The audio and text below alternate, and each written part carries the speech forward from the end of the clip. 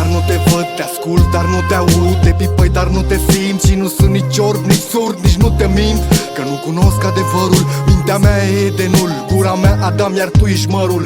De-aia nu te înghit, te mușc, te scuip, te arunc, te uit, te ignor, să vezi cum e să fii ignorat, uitat și abandonat de propria ta lume.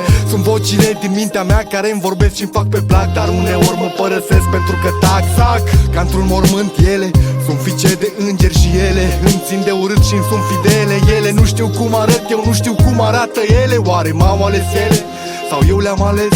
De ce-mi vorbesc doar noaptea, au vreun interes?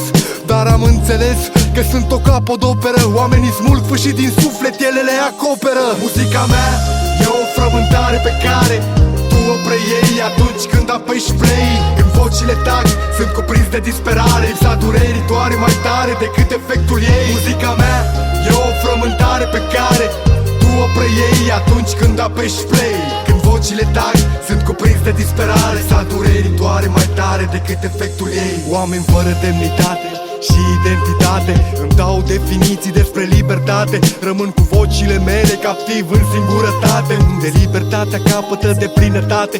Vă căutați fericirea ascunși după drame, vă hrăniți cu mâncare, nu pe căi spirituale. Eu am puterea să-mi smulg inima din piept și să vă pun în palme. Voi nu atingeți, vă e teamă că doare. Fecunde ce parere și epoce efemere în care eu negociez cu vocile mele prețul sufletului meu și pe cine să aleg dintre diavol și Dumnezeu. Că Dumnezeu e viața, însă moartea mă va face zeu.